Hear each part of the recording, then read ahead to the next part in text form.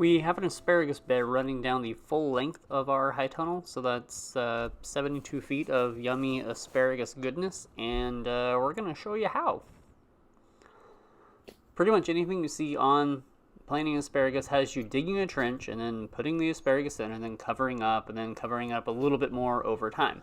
But what I'm doing here actually is building up a raised bed because we prefer to have most of our things, especially perennials, on a raised bed so we don't have to worry about as much weeds growing over it and running over it with a lawnmower or something. So this is our method. So what we're actually doing is kind of building two trenches and piling them up in the middle, so that way we have a planting trench in the middle of our raised bed. This wasn't set up as a comparison of shoveling styles, but it, I guess, just has a lot to show for a kind of methodical, metronomic, easily paced approach to digging a trench.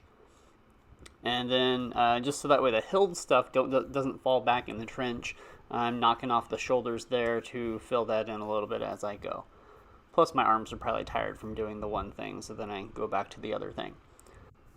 This area had already been tilled and is kind of left to sit for a while, so I'm kind of digging up some big chunks, but for the most part it doesn't cause any trouble for those not to be, more broken up. Because really this is just serving as fill dirt, building up that raised bed for us. And it takes a while to dig out 72 feet of trench times 2. But next up we get to plant. On a lot of instructions you might see for planting asparagus, they show how you have to painstakingly spread the roots toward both directions. So it's, flared out like a plant would normally grow, and you have the crown sticking up, but you don't need to do that. We're just throwing these out probably about 12-inch spacing, give or take. But the plants will do the right thing. The roots will grow down, and the stems will grow up, because that's what gravitropism does. It's moving toward gravity, so that's how they grow. You can see on the stems in her hand, the stems are already growing upward. So it doesn't matter how you throw them in there, they will do the right thing. So be quicker with it, just put them at the right spacing and they will figure it out. And so pretty soon we have 72 feet of beautiful little squid babies. Now you don't want to cover the asparagus all at once with your entire mound. What you normally do, what's recommended to help them grow stronger, is to cover them up with a couple of inches of soil now, and then in a couple of weeks, after you have given them a chance to grow a little bit, and they have poked through with their stems, then you cover them a little bit more with a little bit more dirt, and then wait a couple weeks and then cover them with a little bit more dirt.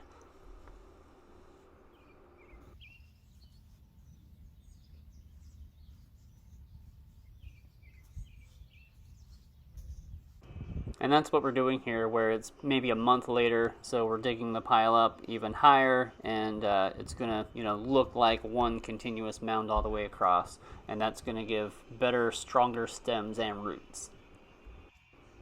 And the kind of disappointing thing about asparagus is that you don't actually get to harvest it your first year. You have to let it grow a year and just watch the plants grow and, have a good time and die off.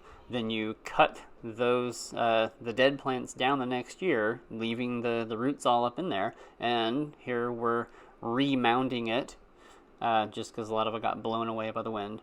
So we're remounding it, and we start to see them peek through a little bit in the spring as it warms up. And then we remound it a little bit more, just a couple times, and then we let it do its thing.